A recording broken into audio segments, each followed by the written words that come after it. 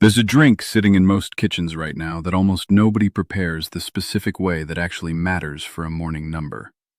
I didn't know the difference for years. Once I learned it, I couldn't believe how simple it was. I'm Frank. I'm 83, and there was a time when the first sound in my house every morning wasn't the kettle. It was me sighing before I'd even gotten out of bed, already dreading the number waiting for me in the kitchen.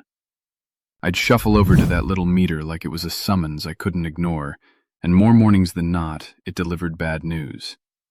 I'm 83 now, and my mornings look different. I make my drink, I sit at my table by the window, and I read for 20 minutes before I do anything else. No dread sitting in my stomach, no bracing myself for disappointment. That change didn't come from a miracle. It came from understanding something about mornings that I'd never been told. Let me tell you what those old mornings actually felt like, because I think a lot of people carry this same weight without naming it. Dread isn't just an unpleasant feeling, it colors everything after it. A bad number in the morning would follow me around all day, making me second-guess lunch, making me irritable with people I loved, making me feel like a burden to everyone around me because I was so preoccupied with a machine and a number. I lost my wife 11 years ago, and mornings alone were hard enough without adding a small daily verdict to them. I did what I was told for years, watched my meals, took my medication religiously, and that number still greeted me most mornings like it had a mind of its own, completely disconnected from how carefully I'd lived the day before. My son used to call most Sunday mornings, and I remember more than once answering the phone with my mood already soured because of what I'd seen on the meter 20 minutes earlier. He'd ask how I was doing, and I'd say fine, but he knew, the way children always seem to know, that something was off. I hate that a number on a small plastic device had that kind of power over how present I was for the people who loved me. I hate it more looking back, knowing now how much of that dread was never necessary in the first place. There's a particular loneliness in dreading something that happens to you every single day without fail. It's not like dreading a doctor's appointment, something you can circle on a calendar and get through once. This was daily. 365 mornings a year, more or less, of bracing myself before I'd even brushed my teeth. I didn't realize how much that daily bracing had worn a groove into my personality until it started to lift. Here's what I eventually learned, and it reframed the whole problem for me.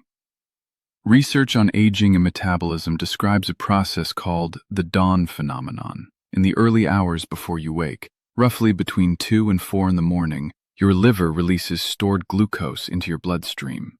It's a normal process meant to give you energy to start the day. But after 60, particularly with years of built-up insulin resistance, that release doesn't clear the way it should, and the number you wake up to reflects that overnight process more than anything you did the evening before. I want to say that plainly because it took me a long time to accept it. The number waiting for you in the morning is not a verdict on your discipline. It's biology, running mostly on its own schedule. Once I understood that, I started paying attention to what happens in the very first hour after waking, not just the night before, because it turns out what you do right when you get up can influence how your body handles the rest of that morning glucose surge. And there's one particular drink, prepared a specific way, that kept coming up in what I read. You do everything right. You eat clean, you take your pills, and the next morning that number is still too high. I know that frustration. I lived it for years. They never tell you about the morning rise, your sugar climbing while you sleep, no matter what you did the day before. You wake up, you test, and it feels like the work didn't count, like you're stuck depending on more and getting nowhere. I was done feeling powerless. I didn't want to throw out my doctor's plan. I wanted something natural and simple I could add to it, something that finally moved that morning number. I'll walk you through what changed it for me, and the natural support I add every day is in the free presentation linked below. The drink is cinnamon water, plain water with a small amount of true cinnamon steeped into it, prepared first thing in the morning before eating anything else. Research connecting cinnamon to blood sugar has found associations between regular cinnamon intake and modestly improved fasting glucose readings, tied to compounds in cinnamon that appear to support how your cells respond to insulin. I want to be precise about the type because it matters. The more common cassia cinnamon found in most grocery stores works, but true Ceylon cinnamon has less of a compound called coumarin, which is gentler for regular daily use, especially for people already managing other health conditions. I switched to Ceylon once I learned that distinction, and it became a 5-minute part of my morning I never skip. But here's what I want to be honest about, because I don't want you thinking a cup of cinnamon water alone rewrote years of an overnight liver process. It didn't, not by itself. It works best as part of a small morning system, and this is where things actually started moving for me. The first addition was protein at breakfast, before anything else, even before the cinnamon water had finished working its way through my system. Research on morning protein intake has found that starting the day with protein, eggs, plain yogurt, something substantial, helps blunt the blood sugar rise that follows breakfast and appears to improve glucose control through the rest of the morning, compared to starting with cereal or toast alone. I moved from a bowl of cereal to 2 eggs most mornings, and I noticed the difference within days, not weeks. The second addition was light morning movement. Nothing strenuous, just a slow walk around the block before breakfast, letting my muscles pull some glucose out of my bloodstream through a pathway called GLUT4 that works independently of insulin. Morning movement, it turns out, matters just as much as evening movement for the same reason. It gives your body another way to clear sugar that doesn't depend on how well your insulin is working that day. The third addition, and the one that surprised me most, was simply not checking the meter first thing. I know that sounds counterintuitive coming from a man telling you about the importance of your morning number, but research on stress and blood sugar has documented that anxiety itself can raise cortisol, and cortisol feeds directly into the very liver release we're talking about. Checking the meter the instant I woke, bracing for bad news, was itself adding a small stress signal to a body already managing an overnight hormonal surge. I started waiting until after my cinnamon water, my breakfast, and my walk to check, giving my body 30 calmer minutes before introducing any stress into the equation. Cinnamon water, the right kind, first thing. Protein before anything else.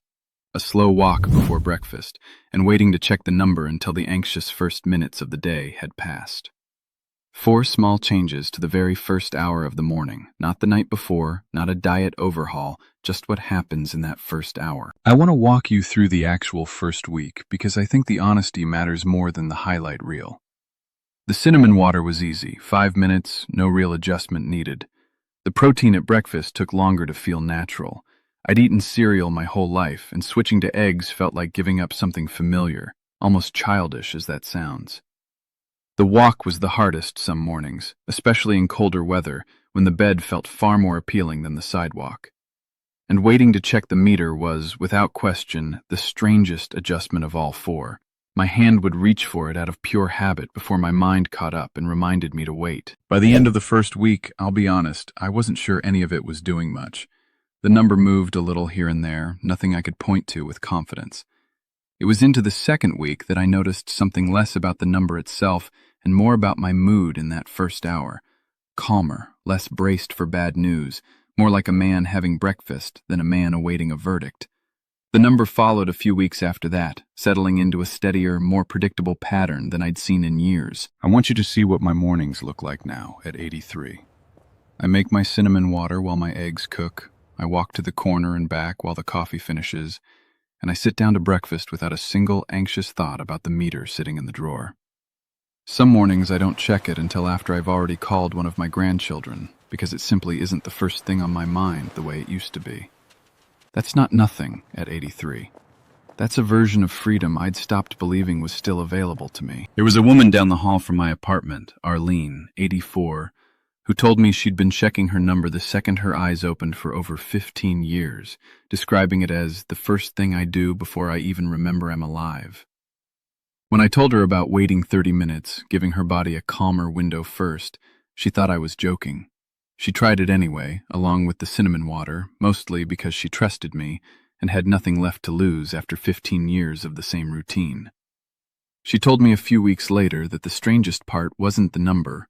It was how much calmer her whole morning felt, meter aside. She told me one more thing that I think about often. She said that after 15 years of the same dreaded ritual, she'd started to believe that her body and her mind were simply enemies now, permanently at odds, and that acceptance of that fact was just part of growing old.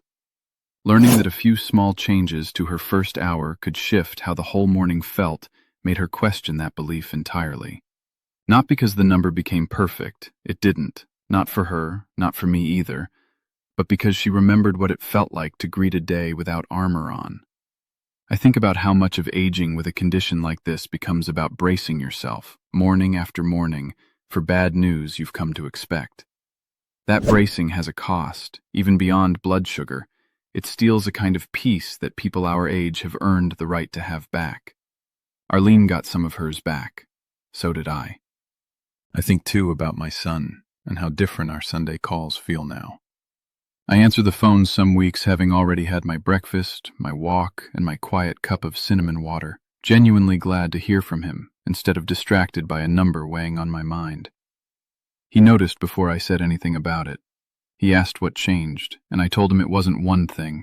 It was the whole first hour of my day, finally working with my body instead of against it. I want to be clear-eyed about the limits here, the way I'd want someone honest with me. Cinnamon water is not medication, and it will not undo decades of insulin resistance by itself. What it can do, alongside the other small pieces of that first hour, is take some of the volatility out of your morning number, and, just as importantly, take some of the dread out of your morning altogether.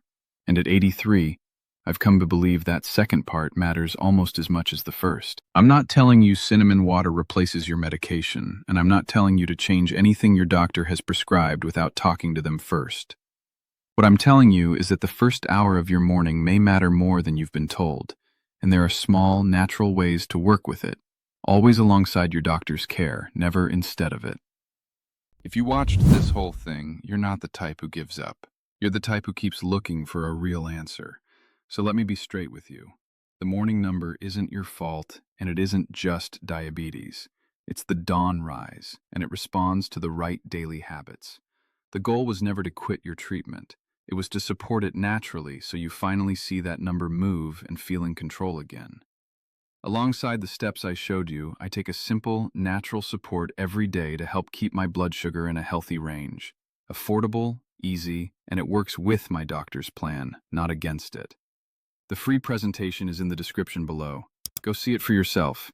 And keep your doctor in the loop. This is support, not a replacement. If you've spent years bracing for that number the moment you open your eyes, the way I did, the way Arlene did, I want you to feel some hope today. Not a promise, just a door back into believing your mornings can feel different than they have. Drop your morning number in the comments below. I read every one, and I promise you there are people your age who felt that same dread waiting by the meter every single morning. Please talk with your doctor before changing your routine. And if this gave you a new way to think about your first hour of the day, subscribe. There's more of what I've learned, and I'd like you to have it.